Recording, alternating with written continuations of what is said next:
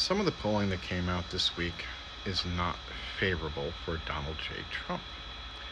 And I'm wondering if that is because of what happened with E. Jean Carroll, if what's going on with Fox and Friends and their attacks on Taylor Swift. It, it seems as though the GOP is doing everything it can to not grow the party. If you look at the numbers on the poll, Nikki Haley is beating Joe Biden by 5 points. And the same poll has Donald J. Trump losing to Biden by 6. If I was the Democratic Party, I would replace, Joe Biden with someone who's 30 years younger, like Kamala Harris or Dean Phillips. But I think what's working is the fact that everyone is very much aware of who is responsible for women not having the ability to control their bodies, and it's the GOP. And as we see every day in GOP-led legislatures throughout the United States, specifically in the Bible Belt, and of course the Northwest, like Idaho, North and South Dakota, and Wyoming, women's rights are getting eroded. And since the Dobbs decision, the GOP is 0 for 7 when abortion has come up for people voting directly. It's going to be on my state ballot, and it has to get to 60%. It'll pass. I'm not concerned about that. I'm concerned about the amount of women who'll die between now and when it's passed.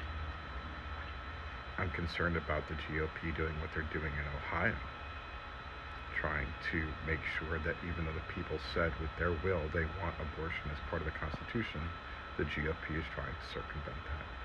And I don't think that's playing well either. And then the third part that I'm thinking about just sitting here is all the nonsense with the border. You have Texas, New Mexico, Arizona, and California. One state has the problem. It's got Greg Abbott. The other 3 states don't seem to have the same problem.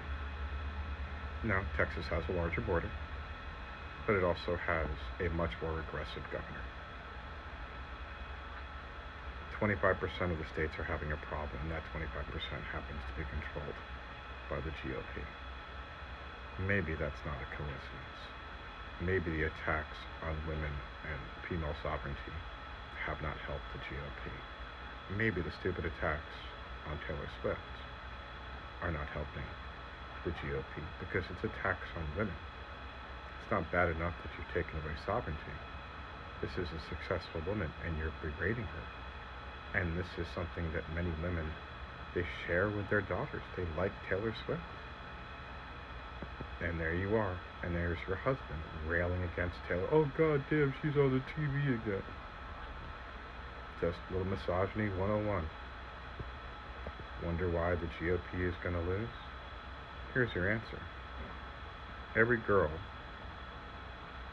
who wants to control her body, and that's Gen Z, that's 4 out of 5 of them.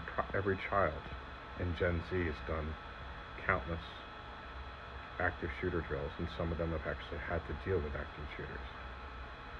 Who's responsible for terrible legislation on guns? It's not the Democratic Party. It's the GOP that allowed the assault weapons ban to die in 2004. And since then, deaths have gone up by 240%.